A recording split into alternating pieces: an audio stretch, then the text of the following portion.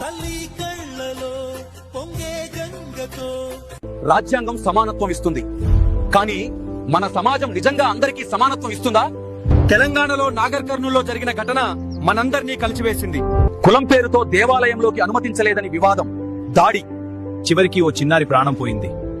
ఇది కేవలం ఒక కుటుంబం బాధ కాదు, ఇది మన సమాజపు మనసాక్షికి వేసిన ప్రశ్న. మన రాజ్యాంగంలోని ఆర్టికల్ 14 అందరికీ సమానత్వం, ఆర్టికల్ 17 అంటరానితనం నేరం.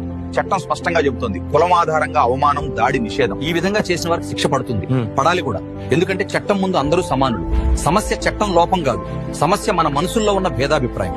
ఇలాంటి ఘటనలపై వెంటనే కఠిన చర్య, వేగవంతమైన విచారణ మరియు సమాజంలో రాజ్యాంగ విలువలపై అవగాహన కార్యక్రమాలు జరపాలి.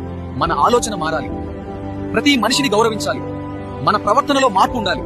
సమానత్వం కోసం మాట్లాడటం మాత్రమే కాదు, అన్యాయం చూసినప్పుడు మనం కూడా నిలబడాలి.